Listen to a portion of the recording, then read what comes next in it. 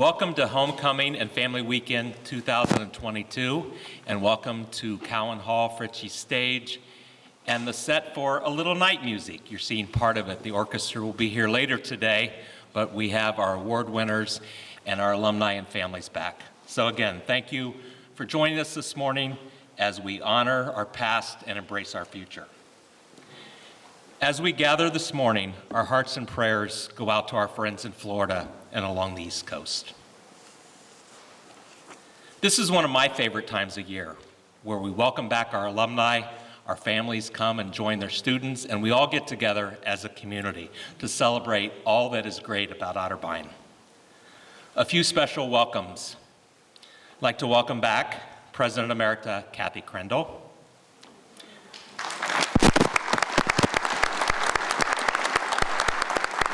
President Emeritus Brent DeVore and Nancy, and our dear friend Donna Kerr. We also extend a very special welcome to two golden alumni reunion classes, the classes of 1971 and the classes of 1972. That's good. I know you're having a lot of fun seeing each other and reconnecting and being back on campus. We're equally so glad you're here. And we're grateful to all of our volunteers and donors that are with us this weekend and all the time. For you give us of your time, your talent, and your treasure to impact our students and make Otterbein the place that it is. This morning, we'll honor our alumni and friends for their accomplishments and their contributions to the university, as well as hear an update on the state of the university. Again, thank you for being here this weekend and all that you do for Otterbein. And please welcome my colleague and friend, Dana Vieta, Interim Executive Director for Alumni and Family Engagement.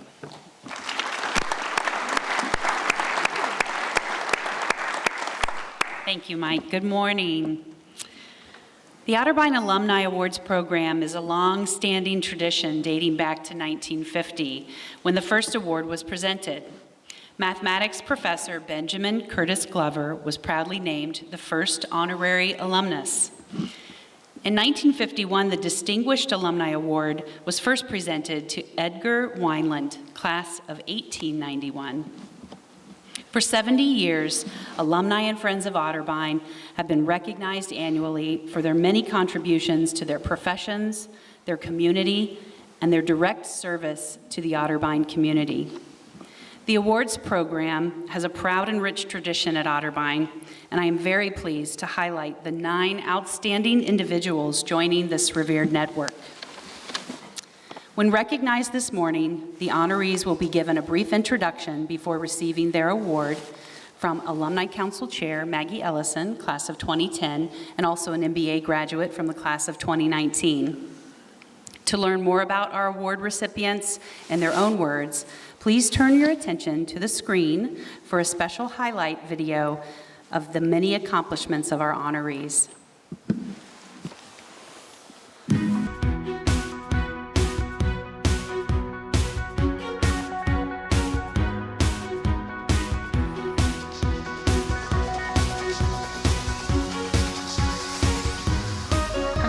Chose to attend Otterbein because the moment I walked on campus, I felt like I was at home.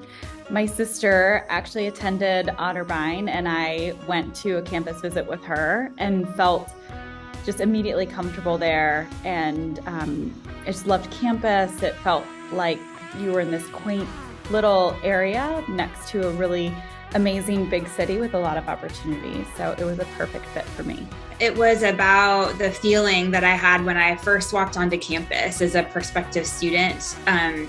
It was about the feeling of being able to navigate the space, that I would be supported, that I would be accepted, that I could have opportunities, but also that I could be taught by and engaged with classes that were really meaningful to me.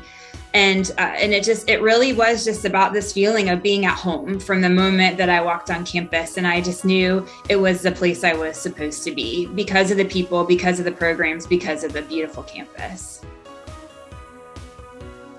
I think it's a sense of community that I think you feel the first day that you step on campus. And I looked at some other schools along the way, but there was no one single school that made me feel at home like Otterbein did. As a first generation student, I wanted to go to a university where I could sense community and learn from my professors directly. So the small class sizes was something that was really appealing to me.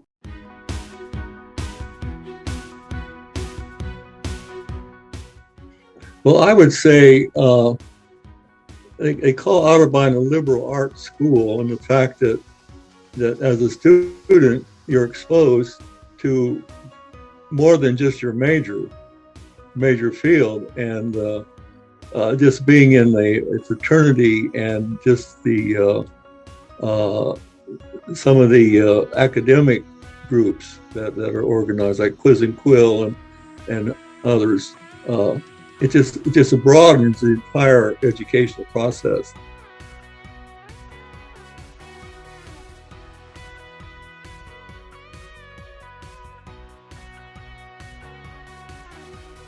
I met a lot of incredible people there. I also got to learn about different cultures, different religions, and met people from all over the world. So I will say this, I've said it before to people where I've said my experiences at Otterbein, it's really changed who I was and made me the person that I am today. As an Otterbein student, I was able to formally found our first Hispanic organization on campus. It's called Heritage of Latino Americans, or HOLA. And the fact that Otterbein is such a small school really empowered me to take this on along with other students to implement events or projects that really celebrated our Latino and Hispanic culture.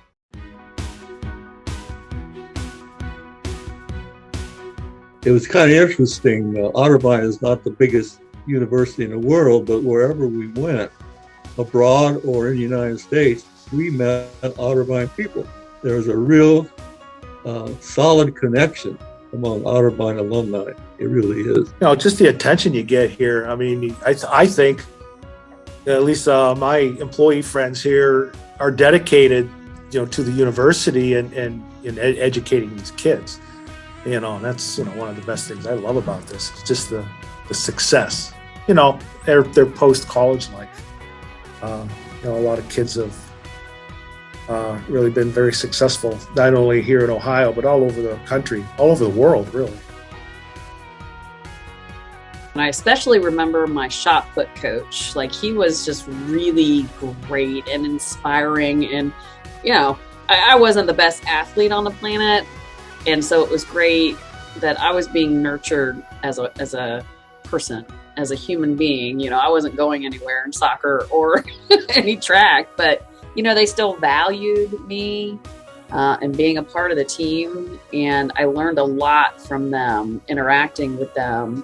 And it helped my confidence a lot to be able to do some of the things I'm doing now. I think back to those experiences.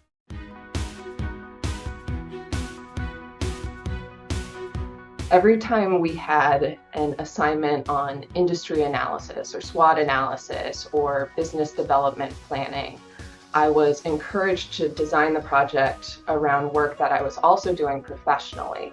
And at the end of each course, I would have 2 reports, one that I would hand in to my professor and one that I would hand in to my VP and CEO. The professors gave me A's and my bosses gave me promotions. I feel like Otterbein helped me prepare for my career in a multitude of ways. I think clearly the faculty was super supportive. I remember getting invited to an alumni event, a kind of a very small networking event. Dr. Ludlam actually invited me or nominated me to go to that. And that's where I met Tammy Roberts-Myers, who was my boss for many years, my mentor, really good friend, and who nominated me for this award. So truly, like, without that connection, I probably wouldn't be where I am.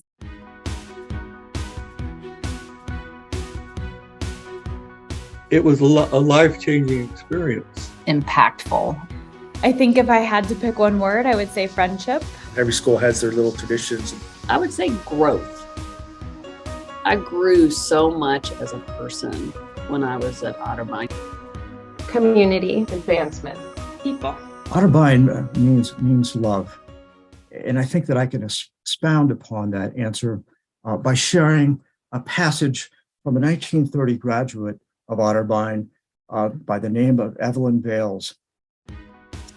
Otterbein is people who love tall trees, soft grass, Powers Hall, people who study, who work, who sing and act, who compete in a tough and rugged game, people who write, who speak, who listen, hold high the best traditions of the past, and build each new day their own new heritage.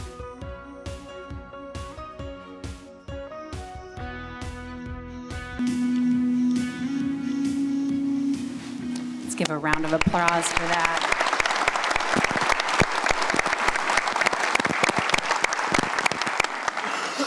Thanks for sharing those beautiful thoughts on the video. Our first honorees today will be receiving the Rising Star Award. This award recognizes accomplished alumni that received their degree within the last 15 years. An ideal candidate will have demonstrated one or more of the following: community achievement, global or intercultural achievement, leadership and citizenship achievement, professional achievement, research or creative achievement, and service to the university.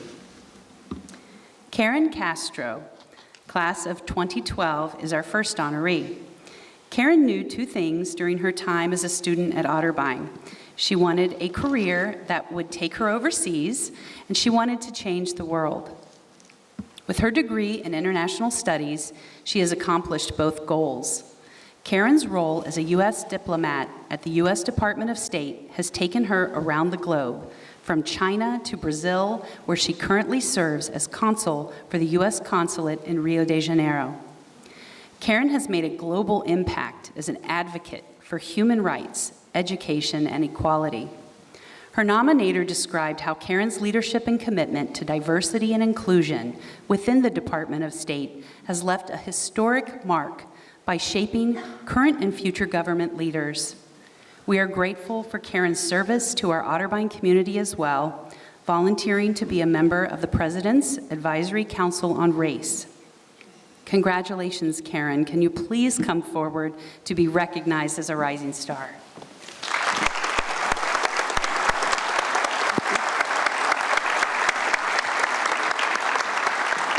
Congratulations. We're going to look down there for a picture.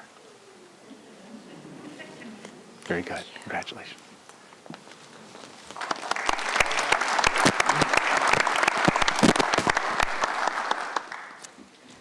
Our second Rising Star recipient is Hillary Stone, an MBA graduate from the class of 2020. Hillary uses what she learned in the Otterbein MBA program to enhance the nonprofit sector.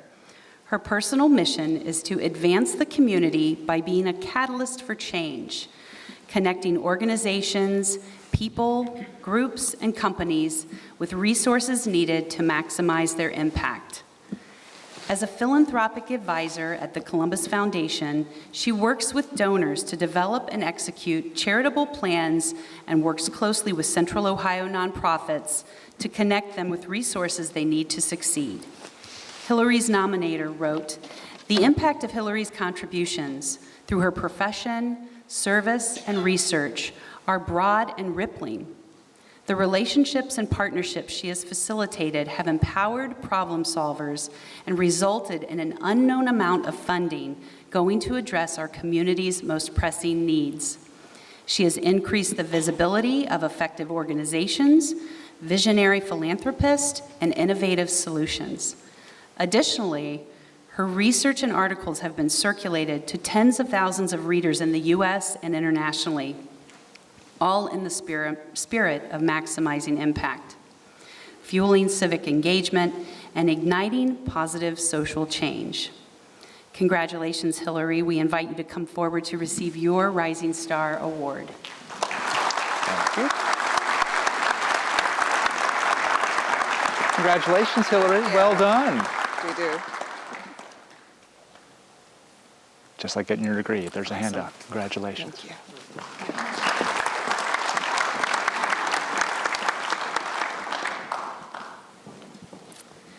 Brooke Wilson, class of 2010, is our third and final Rising Star honoree today. While at Otterbein, Brooke was a student athlete, a pitcher and team captain for the Otterbein softball team, and after graduation, she transitioned from player to pitching coach for the Cardinals. Brooke's Otterbein student experience also included an internship at L Brands, establishing career networks that eventually led her to her current position as Associate Vice President of External Communications at Victoria's Secret. Brooke uses her degree in public relations in many ways, especially leading Victoria's Secret's recent brand transformation efforts. She also serves on the Victoria's Secret Environmental, Social, and Governance Steering Committee, advancing initiatives focused on human rights, supply chain improvements, and environmental stewardship. She is also known for being organized, creative, and kind, all attributes that have not only contributed to her career success, but have also made her an inspiring mentor for young girls. Brooke serves on the board of directors for Ruling Our Experiences, also known as ROCKS, an organization whose stated mission is to create generations of confident girls who control their own relationships, experiences, decisions, and futures. Her nominator wrote that Brooke is, quote, smart, collaborative, and making significant changes both in her corporate role and for the nonprofit she serves. Congratulations, Brooke. Please come forward to accept your Rising Star Award. Congratulations, Brooke. Well done. There you go. Thank you.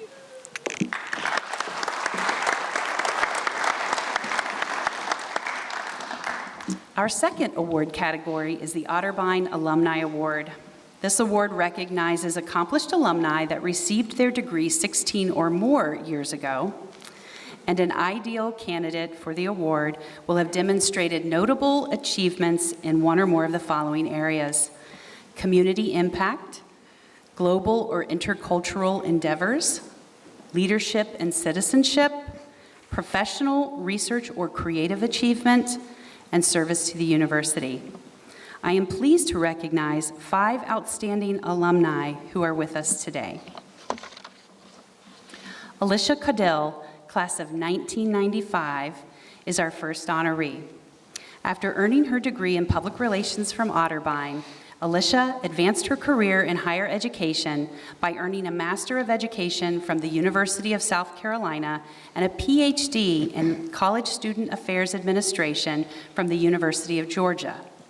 Alicia's Otterbein student experience shaped the trajectory of her career path, specifically due to the relationships formed and opportunities she had as a student leader on campus. Alicia helped organize one of the first community plunge service events that have since become an Otterbein tradition. She remembers watching the van of volunteers leaving from the campus center and knowing that at that moment what she was called to do. Now, Alicia has 25 plus years of experience serving student communities through her work in higher education, including her service as an Alumni Council trustee while she was a member of the Otterbein Alumni Council. In her nomination, there were repeated examples of Alicia's mission to ensure inclusivity, opportunity, wellness, accessibility, and excellence for her students. She is known by students as the person who can, quote, make good things happen for them. In 2015, she was named to her current role as Executive Vice President for Student Affairs at the College of Charleston, and Alicia holds adjunct faculty positions at the College of Charleston, the Citadel, and the University of Georgia. And I also went to school with her here too, so I have to give a special shout out to her for that reason. Congratulations, Alicia. Please come forward to accept your Otterbein Alumni Award. Thank you. It's always great to see a student affairs person make it good. This is fantastic. Congratulations.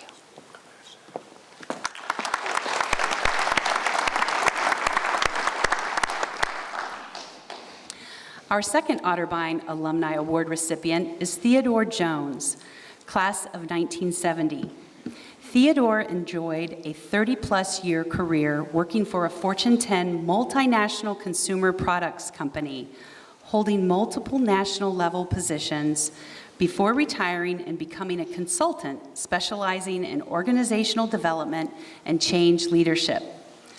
While student council president in the 6th grade, Theodore's school principal and her husband, the school superintendent, both Otterbein alumni themselves, saw his potential and encouraged him to consider Otterbein as his perfect match for college when the time came.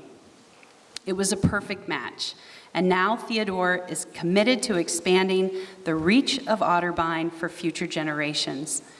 Theodore's leadership was invaluable to the class of 1970 Golden Reunion Advisory Committee, especially while navigating the disruption created by the global pandemic.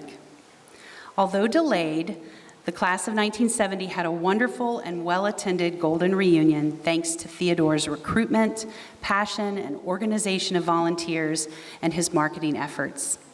Theodore's nominator described him as a leader who, quote, makes people better by inspiring them to achieve goals they never thought they could reach.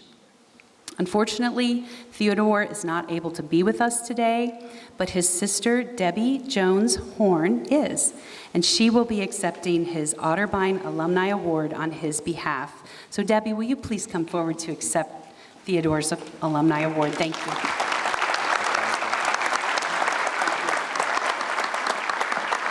Please tell him how much we missed him. We're so proud of him. Thank you. There you go. Thank you. Thank you.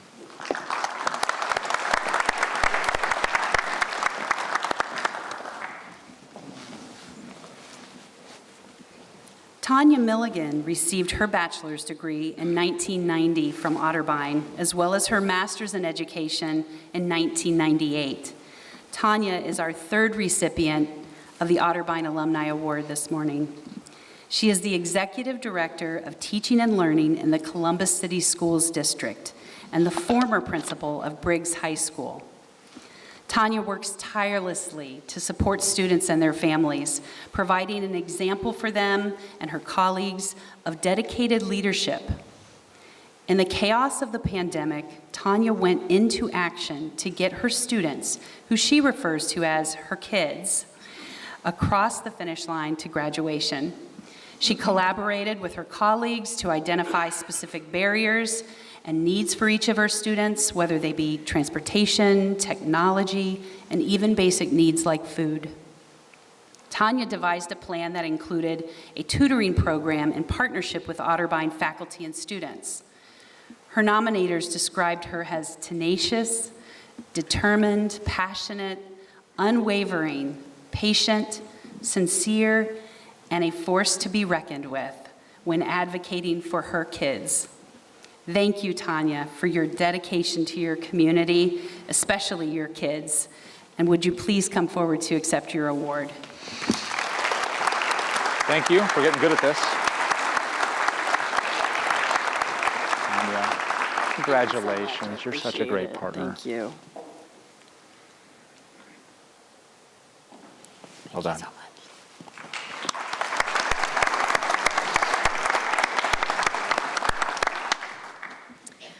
Our fourth Otterbein alumni recipient is James Wagner, a proud member of the class of 1956.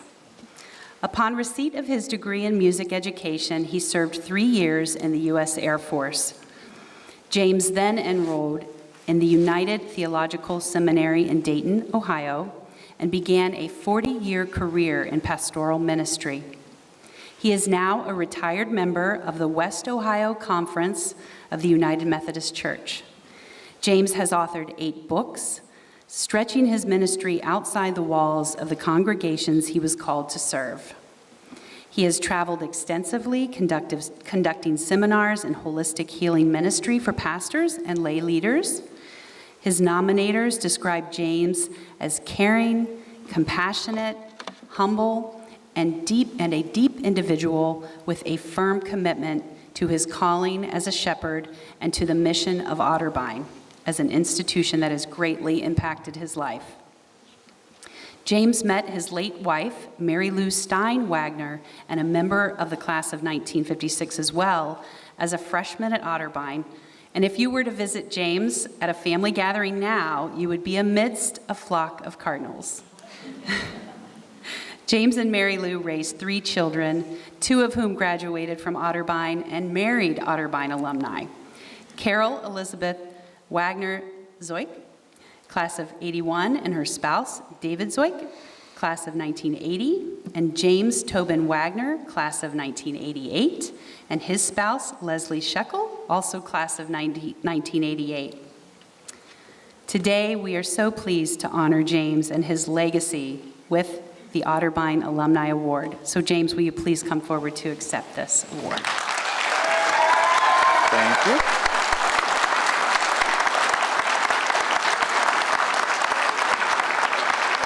James, congratulations, my friend. We're very proud of you. Thank you. Thank you.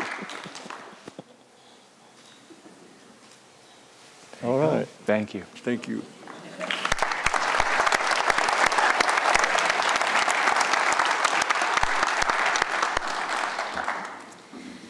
Our final honoree in this category is Jody Zellers, class of 1996. And I have to admit that I might be just a little biased because Jody and I graduated together in 1996, and we're both members of Sigma Alpha Tau. So. Jody has 20 years of nonprofit experience and has achieved remarkable success as the Regional Director of Philanthropy and Engagement for the Mount Carmel Health System Foundation. Through her work, Jody takes pride in raising awareness and funding for underserved populations that have limited access to and inability to pay for healthcare services. Jody also serves as a board member and first responder for LOSS, the Local Outreach to Suicide Survivors Community Services Program.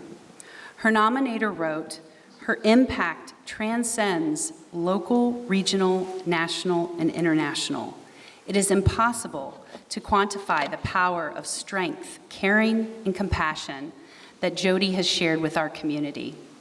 She represents all that is Otterbein University, inclusive, compassionate, committed to equality and social responsibility. And we are so pleased today to honor Jody with this Otterbein Alumni Award. Please come forward to accept your award."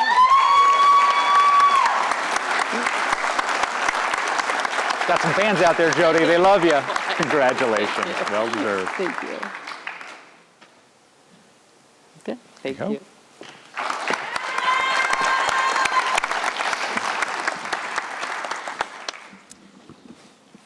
The Otterbein community is inspired by so many individuals, some of who even did not attend school here. The Honorary Alumni Award was created in 1950 for the purpose of recognizing and honoring those individuals who, though they did not graduate from Otterbein, have demonstrated outstanding interest, commitment, and involvement in its life and activities. Recipients embody the notion that Friends of the University, in addition to its alumni, can play a very important and vital role in the enhancement of this institution. I am pleased to share that Stephen Rossman is receiving our honorary alumni distinction today. Stephen is fully invested in the students and mission of Otterbein University. As a quiet servant, he is most content to be behind the camera And while many of Stephen's actions go unseen, you probably have noticed his work in the numerous Otterbein videos that he has created and in the lives and careers of the students he has influenced. Students, alumni, and colleagues describe Stephen as welcoming, generous, with his time and knowledge, patient, funny, involved, and also as a lifelong mentor. Every relationship that he cultivates and every video he produces for Otterbein is done, as Stephen would say, for the kids, and without any thought of being recognized. Today, though, we do recognize you, Stephen, and we thank you for your commitment to your colleagues, your students, your kids, and the Otterbein community. So please come forward, Stephen, to accept our Honorary Alumni Award. No one more deserving, Steve. Congratulations. Thank you, Jeff. Well done. Thank you, Jeff.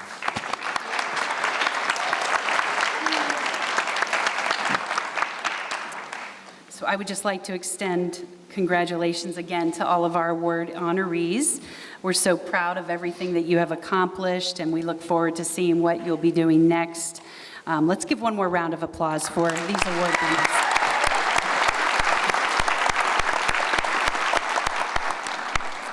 And now, please welcome President John Comerford to recognize our Mary B. Thomas Commitment to Otterbein Award honorees.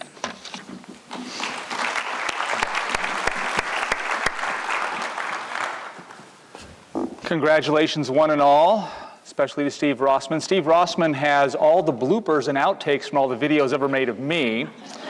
Therefore, we must give him an award on a regular basis to keep those private, Steve, private. It's all right. The Mary B. Thomas Commitment to Otterbein Award was established by President Emerita Kathy Crendel and the University Board of Trustees to recognize extraordinary philanthropic leadership, service, and advancement of Otterbein's mission. It is the highest honor Otterbein bestows upon its community members and honors Mary B. Thomas, a member of the class of 1928, whose own contributions to Otterbein made an immense impact through her volunteerism and philanthropic generosity. Those who are chosen to receive this prestigious award have elevated Otterbein with their transformational leadership and commitment. Their contributions of time, treasure, or talent have provided significant and lasting change that positively impacts the university and its students, faculty, staff, and alumni. This year, we are pleased to have selected 2 recipients for Otterbein University's highest honor. Our first recipients of the Mary B. Thomas Commitment to Otterbein Award are Mark and Deb Thresher. Former Board of Trustees Chair Mark Thresher, class of 1978, and his wife Deb Scott Thresher, class of 1977, met at an Otterbein football game in the fall of 1975, when Mark was a sophomore and Deb was a junior. Quite scandalous if you ask me. The two began dating shortly thereafter, and Deb, a music education major, selected Mark, an accounting major, as her escort when she was elected homecoming queen in 1976. Deb was a member of Epsilon Kappa Tau sorority and participated in choir and band while at Otterbein. Mark played basketball and was a member of Torch and Key and Tau Pi Phi honoraries. They married 4 months after Mark's graduation in 1978. From there, the Threshers began building a life that included Mark's professional career at Nationwide Insurance as a senior executive, along with serving on Otterbein's Board of Trustees for 21 years, and for 9 of those years serving as chair of the board. Deb was a music educator for 10 years in public schools and at the Powell United Methodist Church. As parents, they raised daughters Chelsea, an Otterbein alumna from the class of 2005, who's with them today, and daughter Kaylee. Chelsea's husband, Jeremy Ross, is also a 2005 Otterbein graduate. The Threshers have never forgotten how their experiences at Otterbein helped prepare them for life, which has become the catalyst for their incredible engagement and support of the university over the years. The impact of their generosity can be seen in gifts to establish a scholarship fund for music education majors, as well as a fellowship that supports experiential learning at Otterbein, in addition to their generous annual support of the Otterbein Fund. Over the past 31 years, their remarkable investment of time and philanthropic support has made a significant impact on our students and campus community. And I will say on a personal note, I am very, very proud and honored to call Mark and Deb good friends who recruited my family and I here and changed our lives in the process. And so I am personally grateful for them, for their mentorship and leadership and commitment. For all the ways in which they have selflessly supported the university, it is my honor and privilege to bestow the Mary B. Thomas Class of 28 Commitment to Otterbein Award to Mark and Deb Thresher.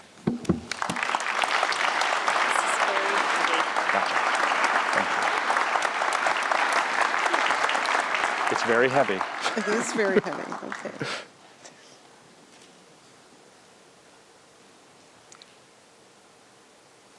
You got it? I got it. All right, good job. Yep. All right. Well, as John knows very well, I don't say much or say it very short. So I just want to say thank you for this recognition. Otterbein has made a big difference in our lives in a variety of ways. It's been great to see it grow for a lot of years, and I look forward to see it growing in the future. Thank you.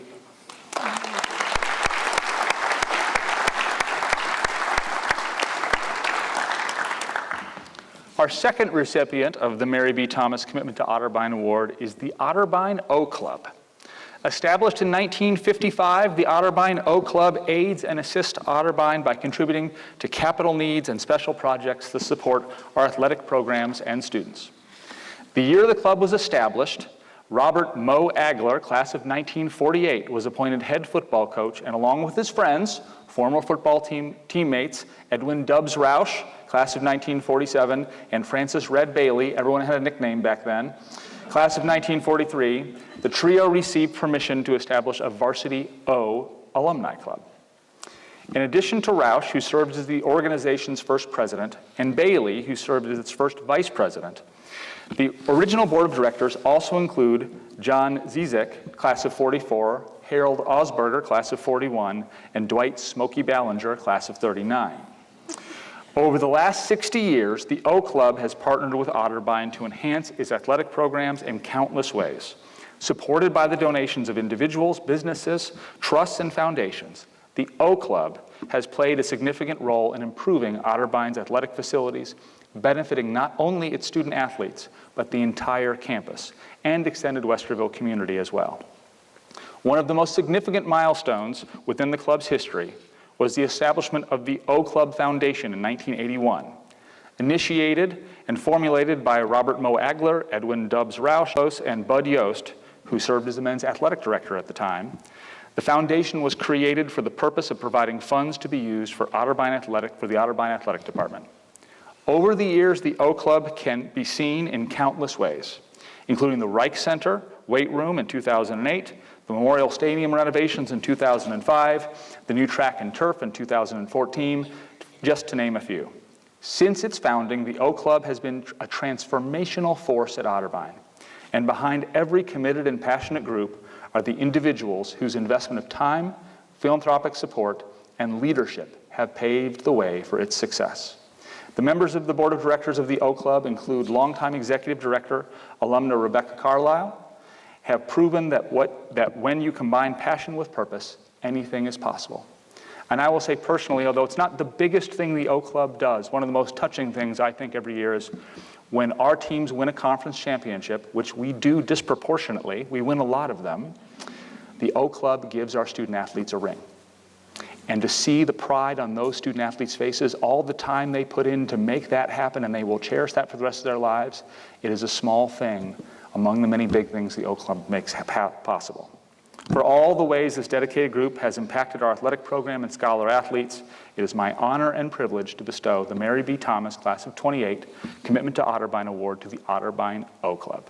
Accepting the award on behalf of the O Club is current club president Mark Ranger, Class of 1979, and former O Club presidents Ron Jones, Class of 61, and Jack Batila, Class of 1962.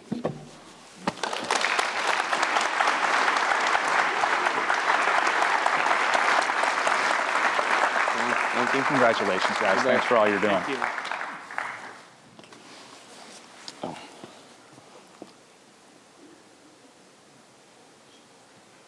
It's heavy.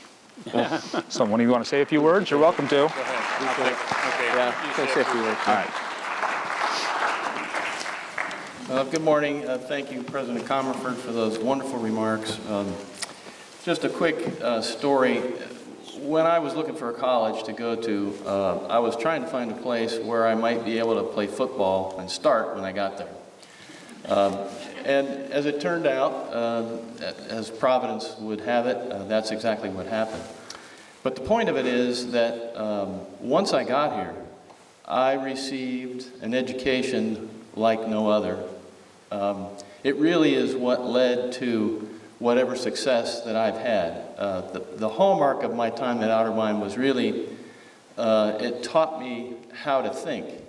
I remember some of the stuff I learned here, but most of all, I learned how to process and to organize and to think. It allowed me to go on later in life to pursue a law degree, which I really wouldn't have been possible given my state of life when I first came to Otterbein. And I guess the point of it is it was athletics that brought me here. And then once I got here, Otterbein showed me the way. And I think that's what the founders of the O Club really were inherently thinking about when they formed the organization. It's something that is near and dear to the hearts of many of us. And I think we heard a love song this morning at the breakfast meeting. It's for the love of Otterbein that we do it. We feel as if, I think Bud Yost has said that you get more than you give when it comes to doing things for Otterbein, and I think that's why we all do it. Can't thank you enough. Appreciate it. Well done. Congratulations.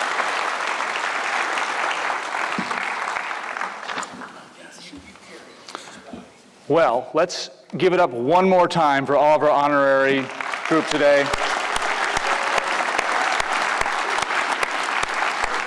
What a fantastic group of Cardinals, and I would invite you all to join the crowd now, unless you want to sit there awkwardly.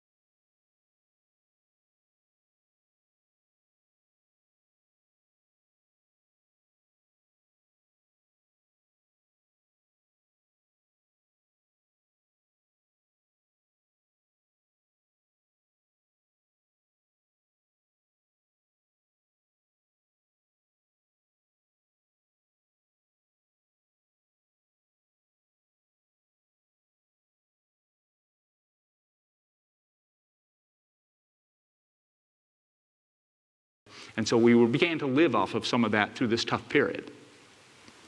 So that spring, we finally got to testing. This is yours truly, getting something shoved up his nose as a role model for it.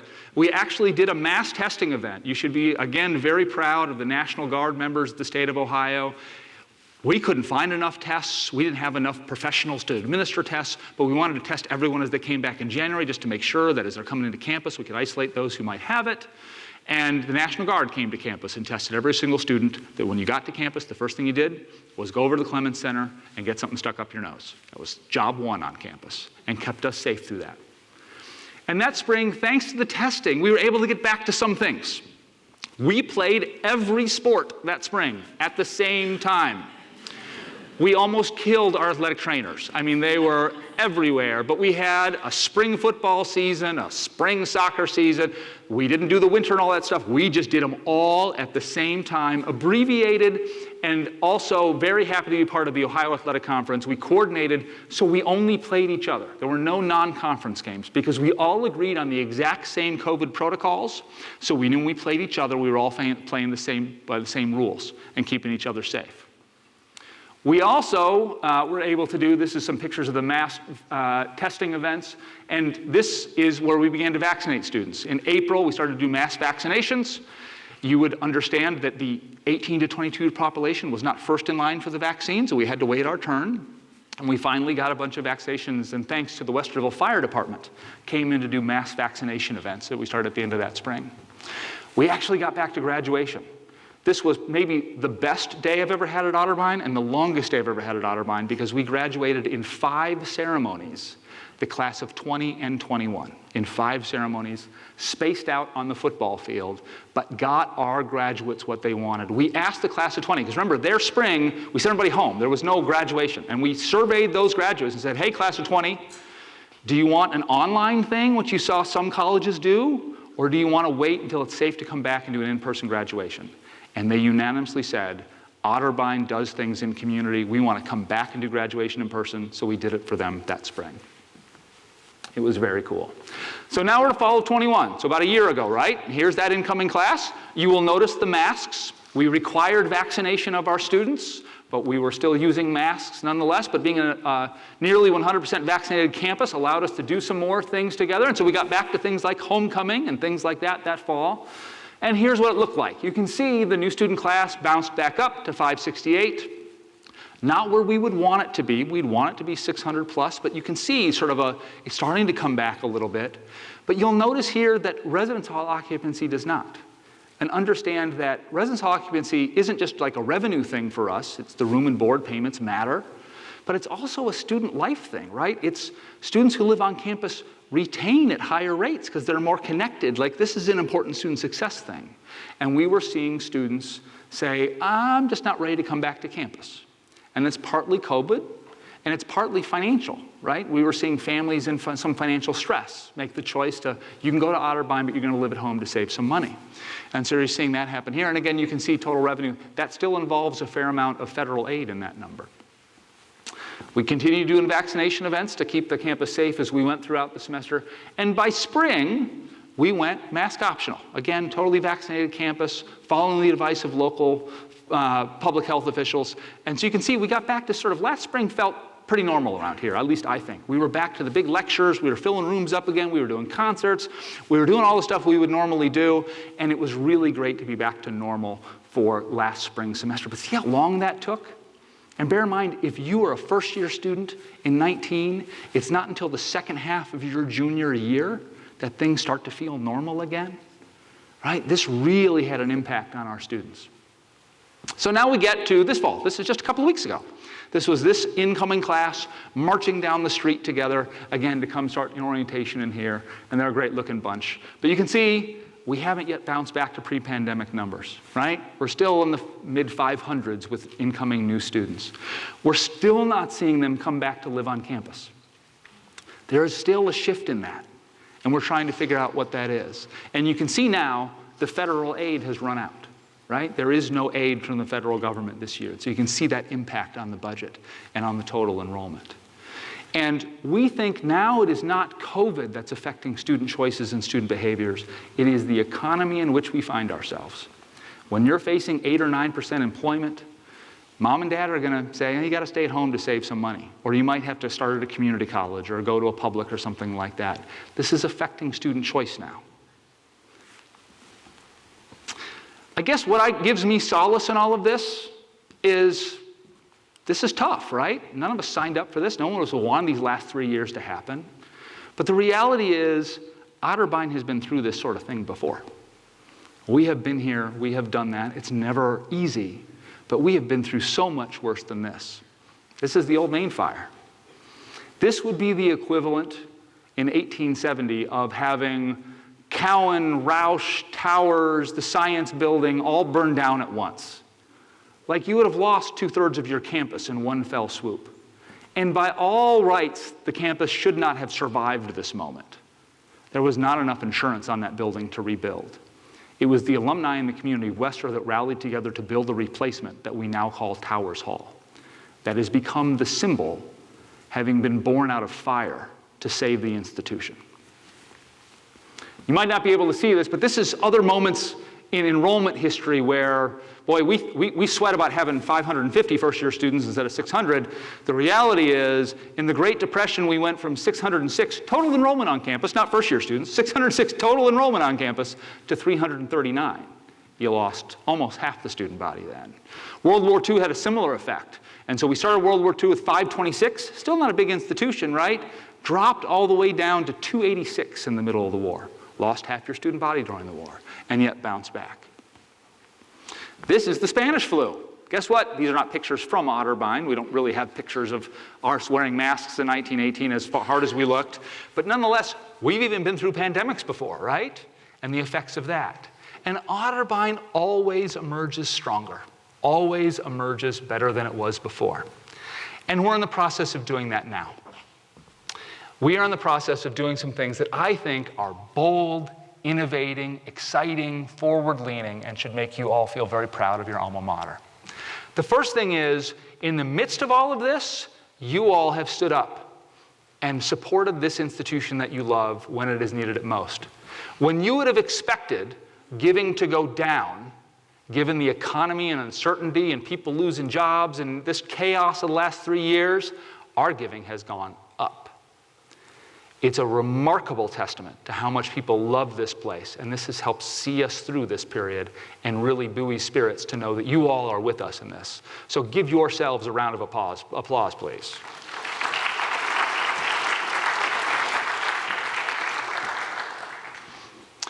Beyond alumni giving, again, you might not be able to read this, but this is all of the grants we've received. And if you look pre-pandemic, there's some nice ones, $100,000 here and $200,000 there, and those are great. But if you look in 21 and 22, $1 million from the National Science Foundation, $1.2 million from the National Science Foundation, $1 million from the Ohio Department of Education, $1.3 million from the Ohio Department of Higher Education. We have stepped up in terms of our ability to attract these really transformational grants as outside agencies see what we're doing and want to help us serve students. Financial need. This is a chart of the percent of our students in our incoming class that are Pell Grant eligible, that is low to moderate income students. This is the group that we have lost in the last 3 years. Our growth prior to the pandemic was almost all from first generation and low income students. And we should be very proud of the fact that Otterbein, rather than being elitist and only serving students of means, that we are a democratically affordable and accessible institution. And that's where the growth was coming from. If there aren't enough 18-year-olds to go around, you serve 18-year-olds that other schools don't serve. You serve those with financial need. But it's been exactly those students whose families have been hit the hardest in this period of time, continue to be hit the hardest. And so you can see, the percent went up a little bit in smaller classes, though, as the federal government was putting more into Pell and other programs through their aid. That's now over. And we're seeing the economy hit the most vulnerable among us not going to college. And that is a problem not just for those students, it is a problem for everyone in this room. Because if these bright, capable young people don't go to college, we will miss them from our workforce, we will miss them from community engagement, we will miss them from the taxpayer base, we will all suffer if we don't get more of these young people to college. And so that's why we've decided to do something that we think is a little bold. We have made the commitment that if you are Pell Grant and Ohio College Opportunity Grant, OCOG eligible, you can get a debt-free degree at Otterbein University. We will cover the need. You can come here and no debt required, graduate with a bachelor's degree in 4 years. It is exactly what The Ohio State University is talking about doing but hasn't been able to pull off. We're just going to go ahead and do it.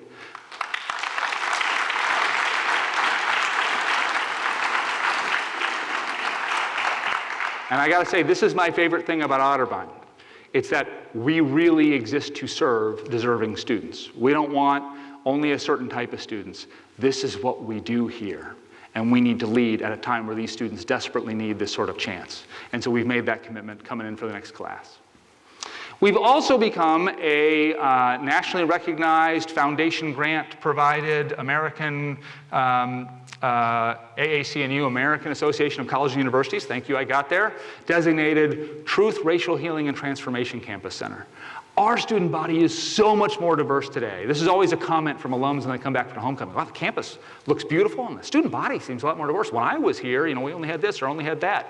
We have this wonderful, diverse student body. Each class is more diverse than the last, including this last one, about 27% students of color. And so we have become, from our founding, we were a leader in inclusivity. This is what Otterbein did from our very founding. And so people look to us for leadership. And so this campus center has been doing programs all over the region, partnering with school districts, partnering with companies, leading in this area of diversity, equity, and inclusion. And we just hired Otterbein's first chief diversity officer to leverage us even further into this space, inside and out, because that's what we need to do. We're never done improving internally. We're never done. We're never like, oh, pat on the back, we're perfect now. It's never going to be that way. So we need to work internally and externally to make a difference in our community. We talked about this last year if you were here, this is the first class that's in Otterbein Ready, or we call it Every Student Will, that makes the commitment that every single student that comes to Otterbein will have the breadth of the liberal arts education, along with a program that gives them a mentor, that gives them a vocational career exploration opportunity. Every student will have an internship, study abroad, or other immersive experience, and have an adulting 101. You're about to go into the world. Here's how health insurance works, and here's how media literacy works, to make sure they're ready to meet the needs of our society. Every single student will do this, and that will make us different in American higher education. You've seen the campus center. Looks pretty good. We're just getting warmed up, though. This is just phase one, and to have the heart of our campus transformed into the community center it deserves to be is very exciting. This is what makes the difference on campus, is community. And community is not an accident. Community happens in intentional spaces like what we're doing in the campus center. Last but not least, this is my friend Bill Groves and I. Bill Groves is the chancellor of Antioch University. And if you've seen the news, Otterbein and Antioch have come together in what we hope will be something new in American higher education. We're going to found an independent university system through which our traditional undergraduates, which will always be here on campus, Otterbein, Cardinals, and all that, will be part of a network where they'll be able to have more accelerated degree pathways, more 3+2s into graduate programs. They'll be able to have more study abroad opportunities, more internship opportunities given the scale. We'll be able to say to an undergraduate, we're the intimacy of a small campus, but we have the resources of a large university network behind it. We'll be able to share background services to work more efficiently and better for our staff. And last but not least, Antioch is an adult-serving institution. And as I said before, there are not enough 18-year-olds to go around. And so we've got to serve adults to move forward. They already do this. 5 campuses coast to coast, nearly 4,000 adult learners in graduate and adult degree completion programs, and we're going to do adult education together to put Otterbein into a national program that serves adult learners from coast to coast. This is where we are. You can see they're on both coasts, able to serve populations that we can't get to or no one has heard of Otterbein. They're already there. And here's our current graduate programs and their programs, and we do both have MBA and education programs, but we're serving different populations in different places. There's not meaningful overlap there. We bring nursing and allied health. They have huge programs in psychology and environmental studies and leadership and change, and so we can leverage these programs into one another's locations and serve more deserving adult learners that have been left behind by American higher education. And since we've made this announcement, we've heard from about a dozen other schools that say, we're interested. We want to be a part of this. And so we're talking to schools now, which I cannot disclose, but in all these states, about building this national network where we keep the traditional undergraduate experience that we've always done at Otterbein, we keep that, are able to add to these new opportunities of scale, but deliver adult education nationally through this network. And that's going to be a very cool and exciting opportunity. But at the end here, I want to bring it back to students, because that's why we're here. These are some of my favorite students. Don't tell all the other students. My wife Rachel and I got to co-teach a senior year experience course. This was our class. It's an Otterbein class. It's a small class, right? Because you had to have a unique schedule. It was a class on civic issues where on Wednesdays, we would go to the Columbus Metropolitan Club. And we would, if you know the Columbus Metropolitan Club, they bring in speakers and panels on whatever the hot topic is of the week. And then we would do readings and do discussions and bring in other guest speakers to our class on campus. And the goal of this class, again, these are seniors, was to have them bring together. I took a physics class, I took an economics class, I took a business class, I took an art class. How do I apply all of that to this issue in front of me now? If we're talking about Columbus downtown development, how is that a political science issue, an economic issue, a social justice issue? Applying all of those things that they've learned to a real world issue was the goal of the class. But here's the story I really want to tell you. These students, we went to our first Columbus Metropolitan Club meeting the first week in January, right? And if you've ever been to the Columbus Metropolitan Club, it's a wonderful organization. They meet at the boathouse near downtown. They've got this beautiful skyline view out of the back and the windows and all that stuff. And it's a nice building, chandeliers and tablecloths on the tables and servers bringing you lunches and all that stuff. And we're walking into the building, and one of the students mutters to himself in a way that I could hear, boy, that imposter syndrome's coming on really strong right about now. Our students started the semester a little intimidated. Here they are in a room with all the leaders of Central Ohio in this fancy space, listening to speakers, from the governor and all this stuff, and feeling like I don't belong. By the end of the semester, every one of these students had contacts all over the room. We gave them business cards so they could meet people and exchange information. They had gotten job offers from people in the room. And we would spend the end of every Wednesday at the Columbus Metropolitan Club waiting, because I drove the van, for several of our students because they were engaged in conversation with all their new friends that they had made in Central Ohio. And the lesson is, one, people are more friendly than you expect. The Metropolitan Club loved them. But two, these students were ready. They didn't know it when they walked in that first day in January, but they were ready. And they shined in that room, and they built their network, and they built our network as a result because Otterbein had gotten them ready. They just didn't know it yet. That's what we do here.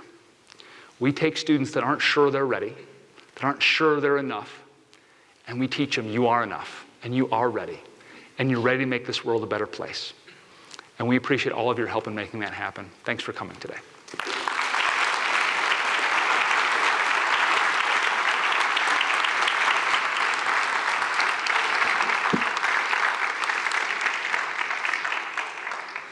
That's it, I think. Lights can come up. Oh, okay. I'm sorry. It's not it. My apologies. Yes, one more moment, please. Thank you so much, President Comerford. We